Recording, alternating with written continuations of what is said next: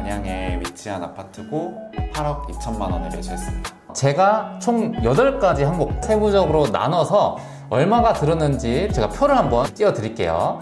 자, 첫 번째로는 취득세, 중개 수수료, 그 다음에 인지세, 증지대, 국민채권 할인, 그 다음에 법무사 수수료, 이사비, 그리고 마지막 주택담보대출까지 해서 이 대출에 대한 이자가 얼마까지 나가는지를 설명해 드리도록 할게요. 안녕하세요, 보통이분들. 자, 내 집 마련 준비하시는 분들 중에서 6억이면 딱 6억의 비용만 필요하다고 잘못 알고 계신 분이 계시거든요. 오늘은 8억 2천만 원의 신혼집을 매수하셨어요. 근데 그 과정에서 취득세, 그리고 부동산 중개 수수료, 법무사 수수료 등 우리가 모르는 숨어있는 비용이 수천만 원이 들게 되거든요. 그래서 오늘은 그 크루분을 모셔서 실제로 8억 2천만 원의 집을 사셨을 때 부대 비용이 얼마나 들었는지 정확하게 항목별로 다 알려드릴 테니까 영상 끝까지 시청해주세요. 자, 안녕하세요. 자, 오늘 또 출연해 주셨는데 간단하게 자기소개 부탁드릴게요. 네, 안녕하세요. 저는 붓솔 크루로 내 집 마련 스터디 했었던 예비신랑 30대 도링입니다. 제가 매수한 집은 신혼집이고요. 안양에 위치한 아파트고 8억 2천만 원에 매수했습니다. 입주한 지는 약 한 달 정도 됐고 7월 중순에 입주했습니다. 한창 더울 때 입주하셨네요. 네. 지금은 쾌적하게 살고 있죠? 이사도 완료됐고 정리도 다 돼서 쾌적하게 살고 있습니다. 자, 그럼 집을 내 생에 처음으로 사신 건데 집 사면서 좀 가장 어려웠다고 생각하는 부분이 뭐가 있어요? 자금 관련된 부분인데 내 가용자금을 정말 냉정하게 파악을 해야 되는 것도 어려움이 있었고, 추가로 내가 이 집을 살 때 총 얼마가 드는지 경험이 없었기 때문에 그 부분이 조금 어려웠습니다. 아, 처음부터 8억 집을 산다 했을 때는 8억 이상으로 비용이 드는지를 몰랐기 때문에 그 부분이 가장 좀 애매했었죠. 네. 매수 자금에 대해서 정말 꼼꼼하게 기록도 많이 하시고 많이 찾아보시고 할인 혜택은 없는지에 대해서 조사하셨잖아요. 네, 제가 최대한 자세하게 말씀드리겠습니다. 네, 그 경험담을 토대로 해서 정확하게 저희가 알려드리도록 할게요. 자, 우선 제가 총 8가지 항목, 생각보다 많죠? 네. 8가지 항목을 세부적으로 나눠서 얼마가 들었는지 제가 표를 한번 화면에 좀 띄워드릴게요. 자, 첫 번째로는 취득세, 중개 수수료, 그 다음에 인지세, 증지대, 국민채권 할인, 그 다음에 법무사 수수료, 이사비, 그리고 마지막 주택담보대출까지 해서 이 대출에 대한 이자가 얼마까지 나가는지를 설명해 드리도록 할게요. 자, 이렇게 다양한 항목들이 있는데 여기서 가장 크게 들어가는 비용이 바로 대출이었습니다. 대출이죠. 네. 네, 대출인데 8억 2천만 원 집을 사실 때 집에 대출을 얼마 정도 활용하셨나요? 저희는 딱 6억 대출 실행했습니다. 아, 뭐 유기출 규제 때문에 6억 하신 거예요? 그런 건 아니에요. 그럼 왜 6억이었어요? 우선은 6억이 넘어가면 저희 상환 금액이 약간 부담될 거라고 판단을 해서 6억을 진행을 했고, 사실 그동안 모아놓은 종잣돈을 포함했을 때 6억 정도면은 딱 그 중간 선상에서 제일 밸런스가 좋아 보였습니다. 대출 원리금이 6억이면 생각보다 많이 나갈 텐데 그거는 좀 부담이 안 됐었나요? 사실 부담이 안 될 수는 없는 금액인데 네. 감당 가능한 수준에서의 최대치라고 판단을 했습니다. 아, 그러면 이제 예비 신혼부분이랑 같이 뭔가 조율을 하면서 한 달에 나가는 지출, 그다음에 수입 다 파악하신 다음에 계산하신 거예요? 네, 맞습니다. 좀 민감하잖아요, 솔직히. 돈 부분은 서로 공유를 안 하는 상태였을 네. 수도 있고 그런 부분은 크게 문제가 없었나요? 사실 좀 익숙하지 않은 대화 주제일 뿐이지 얼마든지 이제 미래를 같이 하고자 하는 사이에서는 충분히 대화로 살펴볼 수 있는 주제인 것 같아요. 맞아요. 이게 두 분이서 합을 맞추는 게 굉장히 중요하기 때문에 미리 얘기를 좀 잘 하신 것 같아요. 그럼 이번에 받으신 대출의 조건, 뭐 금리라든지 상환 방식 이런 게 어떻게 되나요? 저는 일단 40년 원리금 균등 상환이고, 대출 금리 같은 경우는 우대 조건 충족했을 때 약 3.99% 정도로 거의 4%에 근접하는 수치고, 한 달 원리금은 약 250만 원 정도 나오고 있습니다. 아, 그러면 이제 숨만 쉬어도 250만 원의 일부가 나가고 있다라고 생각하시면 되죠? 네, 맞습니다. 이제 대출 다음으로 가장 큰 비용이 드는 게 바로 취득세예요, 취득세. 우리가 주택을 취득할 때는 취득세인데 이거는 얼마가 나왔나요? 취득세 총 2,200만 원 정도로 산정이 되었는데, 네. 저하고 이제 예비신부 모두 생애 최초 구입이다 보니까 생애 최초 취득세 감면 200만 원 플러스 20만 원에서 총 2천만 원 정도 취득세 납부하였습니다. 와, 취득세가 그렇게 많이 나가요? 저도 이렇게 많이 나올 줄은 몰랐어요. 이게 주택 가격에 따라서 비율이 많이 바뀌거든요. 이거 모르면 이 정도의 금액이 들어간지 몰라요. 2천만 원이면 엄청 크잖아요. 네. 그리고 이제 말씀하신 게 생애 최초 취득세 감면이라는 게 있는데 지방교육세까지 20만 원 할인해서 총 220만 원이 감면이 되거든요. 자, 이것도 모르면 신청을 못 하는 거잖아요. 그렇죠. 네, 그럼 이제 생애 최초 취득세 감면을 받으려면 실거주 3년은 의무적으로 필요한 거죠. 네, 실거주 3년이 기준이고 3년 이내에 매매하는 경우 이 감면받은 금액은 환수가 됩니다. 아, 그럼 이것도 조심해야겠네요. 내가 네. 실거주를 하더라도 3년이라는 기간 지켜야 되고 아니면 갭 투자도 못 하는 거고. 네.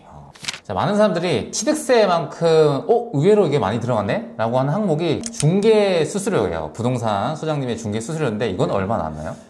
저는 사실 상한율 기준으로 하면 약 360만 원 정도가 대상 금액이었는데 한 20만 원 정도 절충을 해서 340만 원 납부했습니다. 어떻게 보면 복비라고 하죠. 복비를 내고 한다 그러는데 이게 시장의 분위기에 따라 좀 다르기도 하고 소장님의 스타일에 따라 좀 다르기 때문에 이거는 늦어도 계약서 쓰기 전에 서로 이제 상의를 해서 좀 깎아달라고 하시는 거 추천드리고 매수하는 아파트 가격에 따라서 요율이 달라져요. 그래서 2억에서 9억까지는 0.4%의 수수료를 낸다고 보시면 됩니다.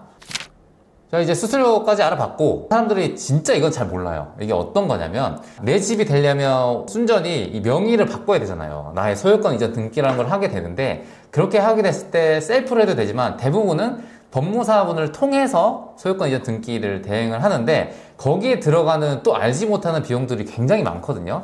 혹시 거기에 대해서 말씀해 주실래요? 네. 저는 대출 실행하면서 이제 근저당 설정도 진행을 했어야 되고 소유권 이전 등기도 함께 진행을 하다 보니까 이 부분에서 인지세가 약 22만 5천 원 정도 발생을 했고 증지 때 15,000원 그리고 당일날 이제 국민주택 채권 할인 매각하면서 할인되는 금액이 약 88만 원 정도 발생을 했고요. 그리고 이 업무들을 총괄해서 진행해 주시는 법무사님께 납부할 수수료가 약 44만 원 정도 발생했습니다. 자, 첫 번째로 인지세가 22만 5천 원이잖아요. 원래는 근저당 설정 안 하고 그냥 소유권 이전만 하게 되면 15만 원이 보통은 들어요. 네.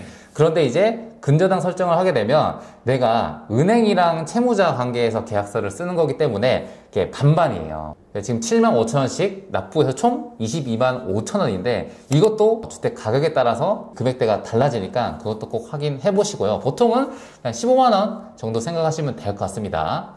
그 다음에 이제 증지대 15,000원 같은 경우는 이제 등기 신청 시에 부과되는 수수료인데 15,000원 무조건 나온다고 생각하시면 되고요. 자, 국민채권 할인도 잘 모르는 부분이에요. 이거는 주택 매수할 때 무조건 채권을 사야 되는데 이거를 5년 보유하고 팔거나 아니면 그날 당일날 바로 이제 매각을 할 수 있는데 보통은 당일날 매각을 많이 해요. 매일매일 할인율이 많이 다르기 때문에 이거는 금액을 어떻게 계산한다? 내 주택 가격의 0.1%가 조금 넘는다고 생각하시면 될 것 같아요. 그래서 88만 원 정도 나왔죠? 네. 그 다음에 법무사 수수료가 44만 원이 나왔는데 자, 이것도 정말 좀 애매해요. 이거는 좀 과하게 청구를 하시는 분이 있거든요. 보통 법무사분한테 견적을 받으면 보수액이랑 공과액이 나뉘어져요. 근데 보수액이 수수료라고 보면 되는데 이상하게 공과액에 아까 전에 뭐 인지대, 국민채권 매 비용 여러 가지 증지대가 있는데 거기에 일당이라든지 뭐 대행 수수료 주차비 이런 항목에서 부풀려서 견적을 요구하시는 분이 있거든요. 근데 보통 주차비는 5만 원 정도로 생각하시면 되는데 대행비랑 일당 이거는 보수료에 원래 포함이 돼야 되는 거예요. 그래서 견적을 받고 나서 이런 항목이 있으면 여기 원래 포함되어 있지 않냐라고 한번 되물으시면서 할인을 해달라, 없애달라라고 요청을 하시면 도움이 되실 겁니다. 이제 마지막으로 이사를 해야 되잖아요. 네. 어떤 정도 비용이 들었나요? 저는 기존에 이제 원룸에서 거주를 하다 보니까 이사 비용이 그렇게 많이는 들진 않았고 다만 이제 거리가 좀 있어서 약 한 30만 원 정도로 해결했습니다. 아, 짐이 많이 없었군요. 네, 1톤 트럭 한 대로 다 해결이 됐습니다. 아, 그렇게 하면 진짜 저렴하게 드는 건데 제가 많은 분들한테 설문조사를 해봤어요. 비용이 어느 정도 들었냐 하니까 보통 5톤 트럭으로 해서 100만 원 한 중반 정도가 평균적으로 들었다고 답변을 많이 주셨거든요. 그래서 이사비도 좀 비싸게 하면 200만 원 선을 넘어가는 것도 분명히 있겠지만 일반적으로는 한 100만 원 중반대 정도로 생각하시면 좋을 것 같아요.